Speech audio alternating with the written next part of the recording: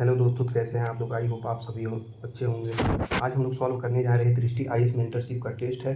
इसमें current affairs के question को छोड़ के बाकी बेसिक जो भी क्वेश्चन है उसके बारे में पहले पॉलिटिक्स सब्जेक्ट का स्टार्ट करेंगे। इसका पहला टेस्ट है। देखिए, क्वेश्चन दिया है, निम्नलिखित में से कौन से भारत के संविधान के संज्ञात्मक लक्षण है। ऑप्शन दिया है पहला। देखिए, ऑप्शन में पहले दिया है लिखित संविधान, दूसरा दिया है एकीकृत न्यायपालिका, तीसरा दिया है द्विसदनीय व्यवस्था, चौथा दिया है अखिल भारतीय सेवाएं, पांचवा दिया है आपातोपमन। नीचे दिए गए कूटों का प्रयोग कर सही उत्तर चुनना है। इसमें कूट का प्रयोग करके सही उत्तर चुनना है। सबसे पहले जान देते हैं इसके की पॉइंट, संविधान के संज्ञात्मक लक्षण क्या होते हैं। भारत देखिए, भारत के संविधान के एकात्मक और संघात्मक दोनों विशेषताएं हैं जो अद्वितीय तथा भारत की स्थितियों के प्रति अनुकूल है।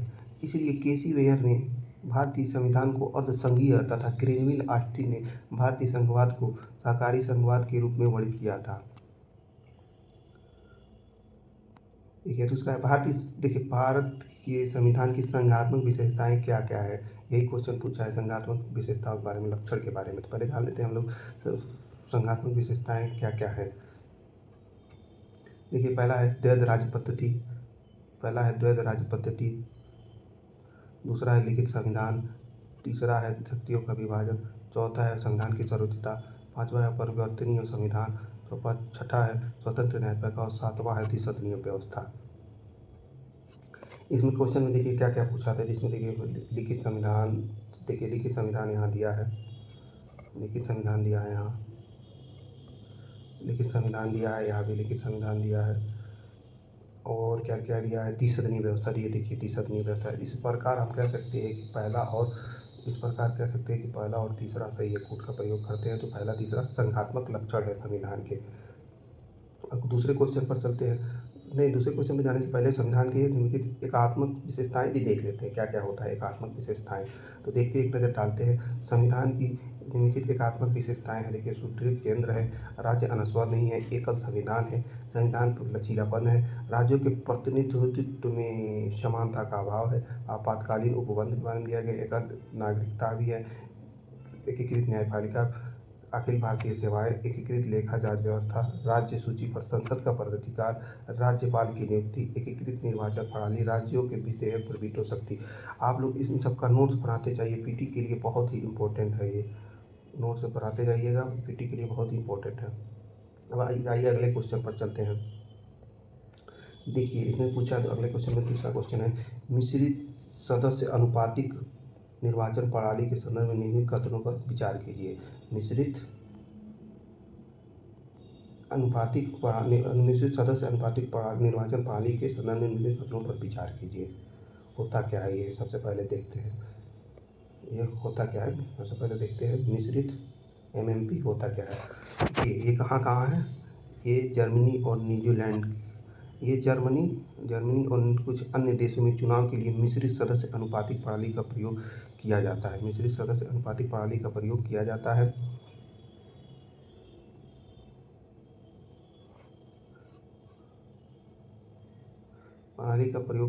है। यह एक मिश्रित चुनाव प्रणाली जिसमें मतदाताओं को 2 वोट मिलता है। जर्मनी और न्यूजीलैंड के कुछ अन्य देशों में चुनाव के लिए मिश्रित सदस्य अनुपातिक एमएमपी प्रणाली का प्रयोग किया जाता है।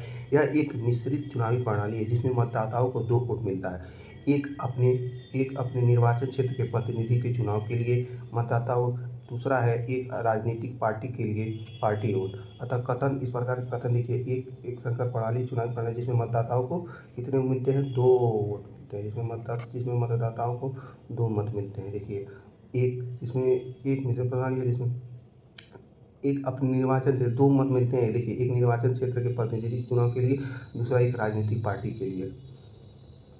विधायिका में सीटें पहले निर्वाचन क्षेत्र के सफल उम्मीदवारों द्वारा भरी जाती है। विधायिका में सीटें पहले निर्वाचन क्षेत्र के सफल उम्मीदवारों द्वारा भरी जाती है और फिर पार्टी उम्मीदवारों द्वारा राष्ट्रव्यापी या क्षेत्रव्यापी वोटों के प्रतिशत के आधार पर जो प्रत्येक पार्टी को प्राप्त हो, ये सीटें भरी जाती है। इसी परिभाषित करने वाली विशेषताएं हैं एकल सदस्य निर्वाचन, क्षेत्रों से चुने गए सांसदों तथा किसी दल की सूची से चुने गए सांसदों का मिश्रण तथा एक ऐसी संसद जिसमें एक पार्टी का सीटों की हिस्सेदारी राष्ट्रीय स्तर पर पार्टी कुल वोटों का हिस्सेदारी को प्रतिबिंबित करता है।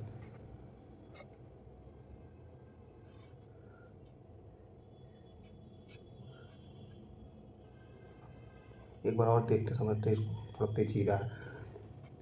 विधायिका में सीटें पर पहले निर्वाचन क्षेत्र के सफल उम्मीदवारों द्वारा भरी जाती है फिर पार्टी उम्मीदवारों द्वारा राष्ट्रव्यापी या क्षेत्रव्यापी वोटों के प्रतिशत के आधार पर जो प्रत्येक पार्टी को प्राप्त हो ये सीटें भरी जाती है। इसकी परिभाषित करने वाली विशेषताएं एकल सदस्य निर्वाचन क्षेत्रों से चुने गए सांसदों तथा किसी दल के सूची से चुने गए सांसदों का मिश्रण तथा एक ऐसी संसद जिसमें एक पार्टी को सीटों की हिस्सेदारी राष्ट्रव्यापी स्तर पर पार्टी के कुल वोटों की हिस्सेदारी को प्रतिबिंबित करता है। इस प्रकार दूसरा भी सही है और पहला भी सही है, तो ऑप्शन सी सही है।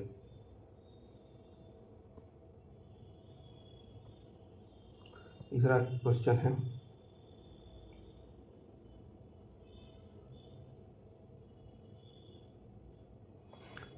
है, निम्नलिखित कथनों पर विचार कीजिए। निम्नलिखित कथनों पर विचार करना है। देखिए पहला है, ऑप्शन दिया है पहला संघ की आधिकारिक भाषा हिंदी और अंग्रेजी है। दूसरा है, आधिकारिक भाषा को अपनाने में राज्य का चुनाव संविधान की 8वीं अनुसूची में उल्लिखित भाषाओं तक ही सीमित है। संघ की आधिकारिक भाषा हिंदी और अंग्रेजी। संघ की आधिकारिक भाषा बताया गया कि हिंदी और अंग्रेजी, केवल अंग्रेजी ही होगी, केवल इतना ही है। दूसरा है, आधिकारिक भाषा को अपनाने में राज्य का चुनावी संविधान की आधिकारिक भाषा अपनाने के लिए राज्य क्या 8वीं अनुसूची में उल्लिखित सभी भाषाओं से ही कर सकता है या उसके अलावा भी कर सकता है, ये पूछ रहा है। तीसरा है, सर्वोच्च न्यायालय में सभी कार्रवाइयाँ केवल अंग्रेजी भाषा में ही होनी चाहिए। इसे देखिए, सबसे पहले जान लेते हैं कि आधिकारिक भाषा होता क्या है। देखिए, संविधान में संघ की आधिकारिक भाषा के संबंध में निम्नलिखित प्रावधान है। संविधान में आधिकारिक भाषा के संबंध में निम्नलिखित प्रावधान है। देखिए, देवनागरी लिपि में लिखी गई हिंदी संघ की आधिकारिक भाषा होगी। देवनागरी लिपि में लिखी गई संघ की आधिकारिक भाषा होगी, लेकिन संघ के आधिकारिक उद्देश्यों के लिए उपयोग किए जाने वाली संख्याओं का रूप 32 अंकों का अंतर्राष्ट्रीय रूप होना चाहिए, न कि देवनागरी। हालांकि संविधान प्रारंभ होने से पहले 15 वर्ष की अवधि के लिए अर्थात 1950 से 1965 अंग्रेजी भाषा का उपयोग संघ के उन सभी आधिकारिक प्रयोजनों के लिए जारी रहेगा जिनके लिए इसका उपयोग 1950 से पहले किया जा रहा था। हालांकि संविधान प्रारंभ होने से 15 वर्ष की अवधि के लिए अर्थात 1950 से 1965 तक अंग्रेजी भाषा का उपयोग संघ के उन सभी आधिकारिक प्रयोजनों के लिए जारी रहेगा जिनके लिए इनका उपयोग 1950 से पहले भी किया जा रहा था। 15 वर्षों के बाद भी, दूसरा देखिए अनेक पर 15 वर्षों के बाद भी संसद प्रयोजन विशेष के लिए अंग्रेजी भाषा के उपयोग का प्रावधान कर सकती है। 15 वर्ष के बाद भी संसद चाहे तो प्रयोजन विशेष के लिए अंग्रेजी भाषा के उपयोग का प्रावधान कर सकती है। संविधान के लागू होने के 5 वर्षों बाद और पुनः 10 वर्षों के बाद राष्ट्रपति को हिंदी भाषा के प्रगतिशील और उपयोग, अंग्रेजी भाषा के उपयोग पर प्रतिबंधों और अन्य संबंधित मुद्दों के संबंध में सिफारिश करने के लिए एक आयुक्त नियुक्त करने चाहिए। आयोग की सिफारिशों के अध्ययन करने और इस पर अपने विचारों को राष्ट्रपति के समक्ष प्रस्तुत करने के लिए संसदीय समिति गठित की जाएगी। संविधान के लागू होने के 5 वर्षों के बाद और पुनः 10 वर्षों के बाद राष्ट्रपति को हिंदी भाषा के प्रगतिशील उपयोग और अंग्रेजी भाषा के उपयोग पर प्रतिबंधों और अन्य संबंधित मुद्दों के संबंध में सिफारिश करने के लिए एक आयोग नियुक्त करना चाहिए। आयोग की सिफारिशों का अध्ययन और उससे इस पर अपने विचारों को राष्ट्रपति के समक्ष प्रस्तुत करने के लिए एक संसदीय समिति गठित की जाएगी। देखिए, राजभाषा अधिनियम 1963 के बारे में देखते हैं। राजभाषा अधिनियम 1963 संघ के सभी आधिकारिक उद्देश्यों और संसद कार्यों के समन्वय के लिए हिंदी के अलावा अंग्रेजी के निरंतर उपयोग 1965 के बाद भी का प्रावधान करता है। राजभाषा अधिनियम 1963 कहता है कि संघ के सभी आधिकारिक उद्देश्यों और संसद में कार्यों के समन्वय के लिए संविधान के अलावा हिंदी के अलावा अंग्रेजी के निरंतर उपयोग 1965 के बाद भी का प्रावधान करता है। देखिए, राजभाषा अधिनियम 1963 है क्या? संघ के सभी आधिकारिक उद्देश्यों और संसद में कार्यों के समन्वय के लिए हिंदी के अलावा अंग्रेजी के निरंतर उपयोग 1965 के बाद भी का प्रावधान करता है। संविधान प्रावधान करता है कि राज्य की विधायिका उस राज्य में प्रयोग की जाने वाली किसी एक भाषा या अधिक भाषाओं या हिंदी को उस राज्य की आधिकारिक भाषा के रूप में अपना सकती है। विशेष रूप से विशेष रूप से राज्य का चुनाव संविधान की 8वीं अनुसूची में लिखित भाषा तक सीमित नहीं है।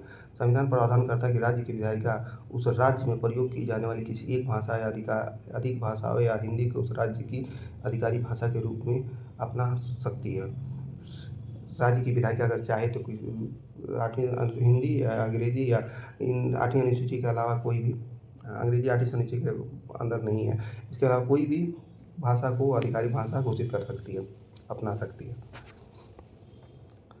उच्चतम न्यायालय और उच्च न्यायालय की सभी कार्रवाइयाँ केवल अंग्रेजी भाषा में ही होनी चाहिए।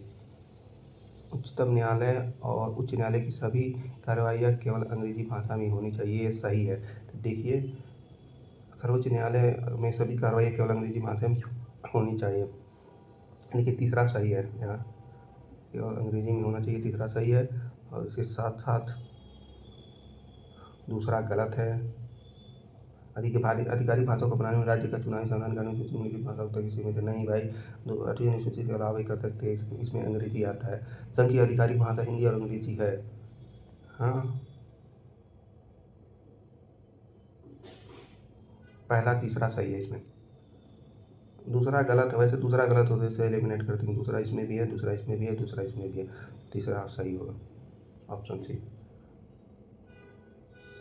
क्वेश्चन नंबर 4 है, इसमें 5 दिए, इसमें 4 दिया है। क्वेश्चन नंबर 4, भारतीय संविधान के अनुच्छेद 19 स्वतंत्र संबंधी अधिकार के अंतर्गत दिए गए अधिकारों के संदर्भ में निम्नलिखित कथनों पर विचार कीजिए।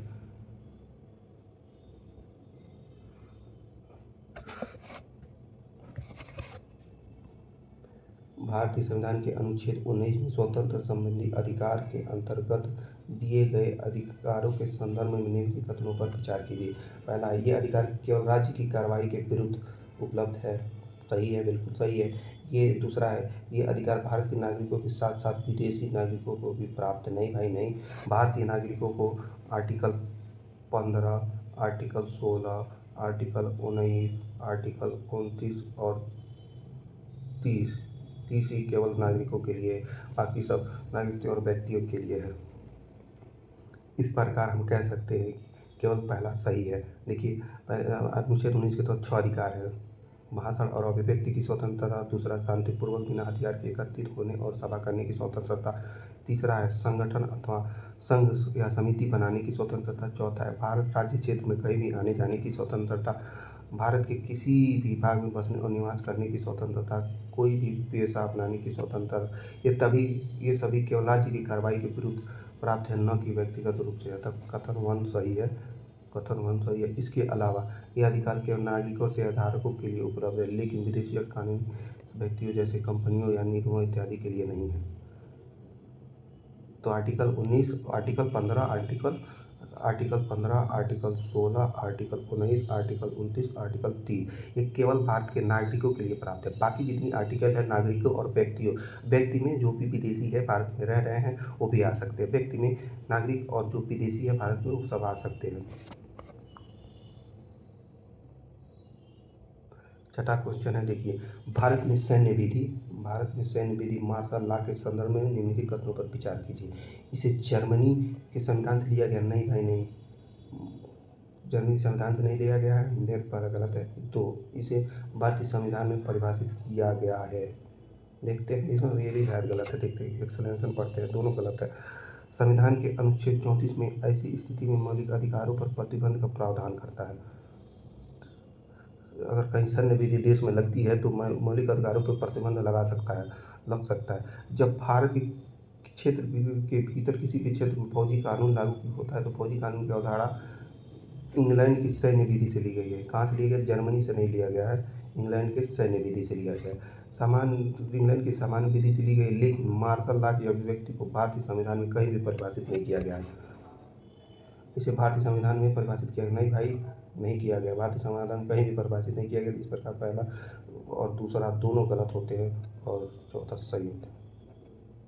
ना तो डी, ना तो 1, ना तो 2। क्वेश्चन नंबर 7 पे देखते हैं क्या पूछ रहा है भैया। भारतीय संविधान में वर्णित मौलिक कर्तव्यों के संदर्भ में निम्नलिखित कथनों पर विचार कीजिए। देखिए क्या है ऑप्शन। मूल संविधान में केवल 10 मौलिक कर्तव्य थे। नहीं भाई, ये तो अब संशोधन हुआ था, अभी आया है। मूल संविधान में तो बिल्कुल नहीं, मूल संविधान उसका था जो शुरू में जो बना था, तो उसमें मौलिक कर्तव्य नहीं है, इसे बाद में जोड़ा गया था। दूसरा, मौलिक कर्तव्य आयरलैंड के संविधान के से लिए गए हैं। नहीं भाई, नहीं नहीं, सोवियत संघ की समाजवादी अवधारणा से ली गई है। दूसरा भी गलत है, पहला भी गलत है। तीसरा, मौलिक कर्तव्य में एक वैज्ञानिक दृष्टिकोण की भावना को इसको बढ़ावा देता है। सही बिल्कुल बात है। इस प्रकार ऑप्शन सी सही होता है, केवल 3 वाला। और इसका एक्सप्लेनेशन देखते हैं। भारतीय संविधान में मौलिक कर्तव्यों का उल्लेख नहीं किया गया है। सही बात है, भारतीय संविधान में मौलिक कर्तव्यों का उल्लेख नहीं किया गया था। इन्हें बाद में 1976 के 42वें संविधान संशोधन अधिनियम द्वारा शामिल किया गया था। देखिए, मूल संविधान में केवल 10 मौलिक कर्तव्य नहीं, इसे बाद में किया गया था, मूल संविधान में नहीं था। और 10 दो गलत दिया है, इसमें 10 मौलिक कर्तव्य नहीं है, 11 मौलिक कर्तव्य, बाद में एक और 2002 में जोड़ा गया था। बाद में 86 संविधान संशोधन 2002 एक और मौलिक कर्तव्य को जोड़ा गया था, अतः पहला गलत है, 11 मौलिक कर्तव्य है। दूसरा देखिए, भारतीय संविधान में मौलिक कर्तव्य पूर्ववर्ती सोवियत संघ तथा समाजवादी गणराज्य के संविधान से प्रेरित है, तो दूसरा भी गलत है। आयरलैंड से नहीं है, ये भारत पूर्ववर्ती सोवियत संघ समाजवादी गणराज्य के संविधान से प्रेरित है। संविधान के भाग 4 के क, जिसमें केवल एक अनुच्छेद 51 क शामिल है में 11 मौलिक कर्तव्यों का उल्लेख है, जो इस प्रकार है। पहला देखिए, मौलिक कर्तव्य है संविधान का पालन करें और इसके आदर्शों, संस्थाओं, राष्ट्रगान का सम्मान करें। दूसरा है स्वतंत्रता के लिए हमारे राष्ट्रीय आंदोलन को प्रेरित करने वाले उच्च आदर्शों को संजोए रखें और उनका पालन करें। भारत की संप्रभुता, एकता, अखंडता और रक्षा करें और अक्षुण्ण रखें। देश की रक्षा करें और आन पर राष्ट्र की तत्परता से सेवा करें। भारत के नागरिकों से समरसता और भाईचारे की भावना का प्रसार करें, जो धर्म, भाषा और प्रदेश या वर्ग आधारित भेदभाव से परे हो, तथा ऐसी प्रथाओं का त्याग करें जो स्त्रियों के सम्मान के विरुद्ध है। छठा है, देखिए छठा है, भारत की मिलीजुली संस्कृति के गौरवशाली परंपरा का महत्व समझें और उसका परीक्षण करें। सातवां है पर्यावरण, ये इम्पोर्टेंट है, रट लीजिएगा। पर्यावरण अर्थात वन, झील, नदी और वन्य जीवन की रक्षा करें तथा प्राणी मात्र के प्रति दया भाव रखें। पर्यावरण अर्थात वन, झील, नदी और वन्य जीवन की रक्षा करें तथा प्राणी जाति के प्रति दया भाव रखें। वैज्ञानिक दृष्टिकोण, यही देखिए वैज्ञानिक दृष्टिकोण क्वेश्चन में दिया है ऑप्शन 3 वाला। वैज्ञानिक दृष्टि के मानव विकास को बढ़ावा देता है, ये दिया है। 8वें में मानवता और ज्ञान अर्जन तथा सुधार की भावना का विकास करें। 9वां, सार्वजनिक संपत्ति को सुरक्षित रखें और हिंसा से दूर रहें। 10वां, व्यक्तिगत तथा सामूहिक गतिविधियों के सभी क्षेत्रों में उत्कर्ष की ओर बढ़ने का निरंतर प्रयास करें, जिससे राष्ट्र निरंतर प्रगति करे तथा उपलब्धि की नई ऊंचाइयों को प्राप्त करे। 11वां, 6 से 14 वर्ष तक की आयु के अपने बच्चे या आश्रितों को शिक्षा के अवसर उपलब्ध कराएं। यह कर्तव्य 86वें संविधान संशोधन अधिनियम 2002 द्वारा जोड़ा गया। देखिए, मौलिक कर्तव्य की 11 में क्या दिया है, 6 से 14 वर्ष तक की आयु के अपने बच्चों या आश्रितों को शिक्षा के अवसर उपलब्ध कराएं एवं कर्तव्य 86वें संविधान संशोधन अधिनियम 2002 द्वारा जोड़ा गया। देखिए, इसको कैसे याद करना है। 11 दिया है, 11 मौलिक कर्तव्य 11 में दिया है 6 + 1 + 4 11। 11 में क्या दिया, 6 + 1 + 4, इसे 11 हुआ। 11 में 6 से 14 वर्ष की आयु के बच्चों का आश्रित शिक्षा के अवसर उपलब्ध कराए और कर्तव्य 86 जोड़ा गया। कथन 3 सही है।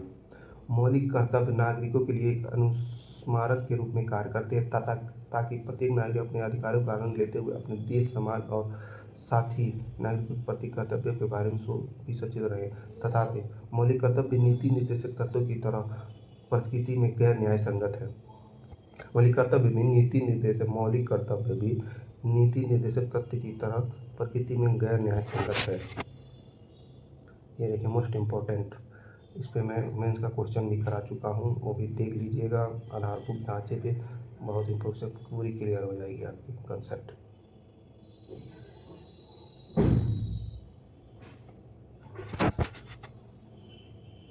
देखिए, पहला है निम्नलिखित कथनों पर विचार कीजिए।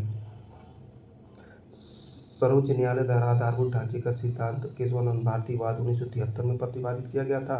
बिल्कुल किया गया था। देखिए, केशवानंद भारतीवाद 1973 में सुप्रीम कोर्ट इस संविधान की मूलभूत संरचना या मूलभूत विशेषता का एक नया सिद्धांत प्रतिपादित किया। इसके अनुसार अनुच्छेद 368 के तहत संसद की संवैधानिक शक्ति संविधान की मूल संरचना को बदलने में सक्षम नहीं है। अतः कथन एक सही है। विभिन्न निर्णयों द्वारा संविधान की मूलभूत विशेषताओं तत्वों पॉलिटिकल के रूप में संविधान की मूल संरचना को निम्नलिखित विशेषताएं उभर कर सामने आई है। संविधान सर्वोच्च न्यायालय द्वारा आधारभूत ढांचे का सिद्धांत केशवानंद भारतीवाद 1973 में प्रतिपादित किया गया था। बिल्कुल सही है। उद्देश्य का भारत के संविधान का भाग नहीं है भाई, बिल्कुल है।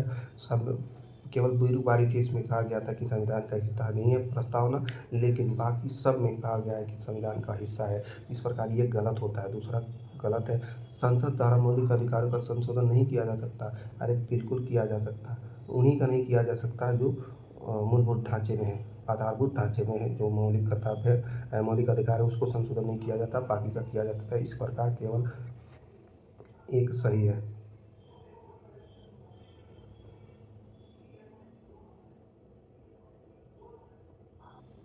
आइए इसका एक्सप्लेनेशन अच्छे से देखते हैं, क्योंकि बहुत ही इंपॉर्टेंट है। इस पर एक मेंस का क्वेश्चन मैं कराया हूँ, एक वीडियो बनाया, उसको देख लीजिएगा, जरूर देख लीजिएगा। देखिए, पहले फिर से शुरू करते हैं अच्छे से। केशवानंद भारतीवाद 1973 के सुप्रीम कोर्ट ने संविधान के मूल संरचना या मूलभूत विशेषता का एक नया सिद्धांत प्रतिपादित किया। इसके अनुसार अनुच्छेद 368 के तहत संसद की संवैधानिक शक्ति संविधान की मूल संरचना को बदलने में सक्षम नहीं है। अर्थात इसीलिए संविधान संशोधन नहीं किया जा सकता। संविधान संशोधन से इसको मूलभूत विशेषता या आधारभूत ढांचे को संविधान संशोधन नहीं लाया जा सकता। इसको बदलने के लिए संविधान सभा का गठन करना पड़ेगा। विभिन्न निर्णयों द्वारा भारतीय संविधान की मूलभूत विशेषताएं तत्व अवयव के रूप में संविधान की मूलभूत संरचना में निम्नलिखित विशेषताएं उभर कर सामने है। विशेषताएं इसके क्या क्या है, वो मोस्ट इंपॉर्टेंट, इसको नोट्स जरूर कर लीजिएगा। नोट करना बहुत ही आवश्यक है। देखिए, पहला है संविधान की सर्वोच्चता है, आधारभूत ढांचे का पहला विशेषता। दूसरा विशेषता है भारतीय राज्य व्यवस्था की संप्रभुत्व लोकतांत्रिक गणतंत्रात्मक प्रकृति। चौथा, संविधान की धर्मनिरपेक्षता विशेषता। संविधान की धर्मनिरपेक्ष विशेषता। विधायिका, कार्यपालिका और न्यायपालिका के बीच शक्तियों का पृथक्करण।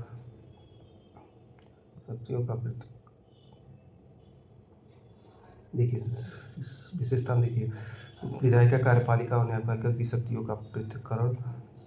संविधान की संघीय विशेषता, राष्ट्र की एकता और अखंडता, कल्याणकारी राज्य, सामाजिक आर्थिक न्यायिक पूर्वावलोकन है, व्यक्तिगत स्वतंत्रता और गरिमा, संसदीय व्यवस्था, कानून का शासन, मौलिक अधिकारों और नीति निर्देशक सिद्धांतों के बीच समन्वय और संतुलन, समानता का सिद्धांत, स्वतंत्र और निष्पक्ष चुनाव, न्यायपालिका की स्वतंत्रता, संविधान में संशोधन की संसद की सीमित शक्ति, न्याय तथा प्रभावी सुगमता, मूलभूत अधिकार में अंतर्निहित सिद्धांत या सार, अनुच्छेद 32, 136, 141, 142 जो उच्चतम न्यायालय की शक्तियाँ हैं वो दी गई हैं। अनुच्छेद 226, 227 के तहत उच्च न्यायालय की शक्तियाँ हैं। इसी मामले में सर्वोच्च न्यायालय ने यह भी माना कि प्रस्तावना संविधान का भाग है, परंतु सही नहीं है। ये दिया ना, कुछ टेक्निकल इशू हो गया, इसका गायब हो गया इसका लिखा हुआ।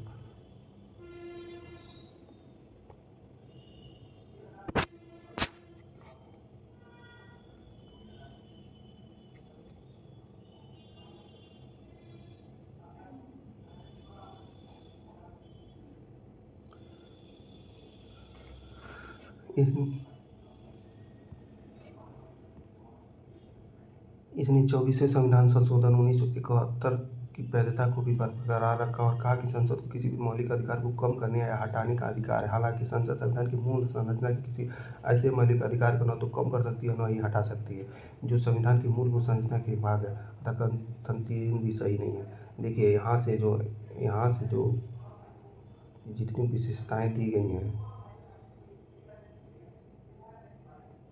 इसको संविधान संशोधन के माध्यम संविधान संशोधन के माध्यम से इसको संशोधन किया ही नहीं जा सकता है। सिर्फ संविधान संशोधन नहीं किया जाता, क्योंकि इसको संशोधन करने के लिए, इसको हटाने के लिए संविधान सभा की गठन करना बहुत ही आवश्यक है। बिना संविधान सभा गठन किए इसमें चेंजेस वगैरह, संशोधन वगैरह नहीं किया जा सकता। देखिए क्वेश्चन नंबर 9, क्वेश्चन नंबर 8 हो गया है। ये डायरेक्ट सेम ऐसे ही क्वेश्चन 19-20 का फ़र्क है, 19 लाख का फ़र्क नहीं है इसमें, 19-20 फ़र्क है। ये 2022 के दृष्टि मेंटरशिप का लाइब्रेरी का वो क्या बोलते हैं क्वेश्चन है, 2022 मेंटरशिप दृष्टि का क्वेश्चन है। और 2023 में सेम इसी पे क्वेश्चन पूछा है 1833 में। देखिए क्या पूछा, 23 में पूछा है, लेकिन ये टेस्ट सीरीज का क्वेश्चन, उसका क्वेश्चन थोड़ा सा इससे थोड़ा सा 19-20 का अंतर है। इस अधिनियम द्वारा बंगाल का गवर्नर जनरल भारत का गवर्नर जनरल बन गया। इस अधिनियम ने बॉम्बे और मद्रास प्रांतों की विधायी शक्तियों को समाप्त कर दिया। इस अधिनियम ने वाणिज्यिक निकाय के रूप में ईस्ट इंडिया कंपनी के गतिविधियों को समाप्त कर दिया और पूर्णतः एक प्रशासनिक निकाय बन गया। ये देखिए 1833 के बारे में कह रहा। इसका वो देख लेते हैं एक्सप्लेनेशन। देखिए भारत के गवर्नर जनरल को भारत का गवर्नर जनरल बना दिया गया। 23 में पूछा था किस एक्ट के तहत, किस अधिनियम के तहत भारत के बंगाल के गवर्नर जनरल को भारत का गवर्नर जनरल बना दिया गया था। ये 2023 में पूछा गया था। मैंने क्वेश्चन को एकदम एग्जैक्ट सही कर दिया, बहुत हंसी आई ऐसे क्वेश्चन देख करके। आप भी इसको रट लीजिएगा। रेगुलेटिंग एक्ट से लेके 1773 से यहाँ से लेके 1935 अधिनियम तक, 1947 अधिनियम तक भारत के गवर्नर जनरल को भारत का गवर्नर जनरल बना दिया गया। भारत का प्रथम governor general Lord William Bentinck था। तीसरा है, यह ब्रिटिश भारत में केंद्रीकरण की दिशा में अंतिम कदम था। भारत के केंद्रीय विधायी की शुरुआत के इस अधिनियम के बॉम्बे और मद्रास विधायी शक्तियों को समाप्त कर दिया। अधिनियम ने ईस्ट इंडिया कंपनी की गतिविधि को वाणिज्यिक निकाय के रूप में समाप्त कर दिया तथा इसे पूरी तरह प्रशासनिक निकाय बन गया। इसने सबसे इम्पोर्टेंट बात, इसने सिविल सेवकों के चयन के लिए खुली प्रतिस्पर्धा की आरंभ करने का प्रयास किया और निर्दिष्ट किया कि भारतीय कंपनी के अंतर्गत किसी स्थान, कार्यालय, रोजगार करने से वंचित नहीं किया जाना चाहिए। हालांकि निदेशक मंडल के विरोध में इस प्रावधान को अस्वीकार कर दिया गया। देखिए इसमें केवल प्रयास किया गया है खुली प्रतिस्पर्धा के लिए, केवल देखिए इसने सिविल सेवकों के चयन के लिए खुली प्रतिस्पर्धा के आरंभ करने का केवल प्रयास किया है, ठीक। और निर्दिष्ट किया है कि भारतीय कंपनी के अंतर्गत किसी स्थान, कार्यालय और रोजगार प्राप्त करने से वंचित नहीं किया जाना चाहिए। हालांकि निदेशक मंडल जो था इसको विरोध किया, तो फिर इस प्रावधान को निरस्त कर दिया गया। तो ऑप्शन केवल सी सही होगा, 1833। ये 53 कब लग गया भाई।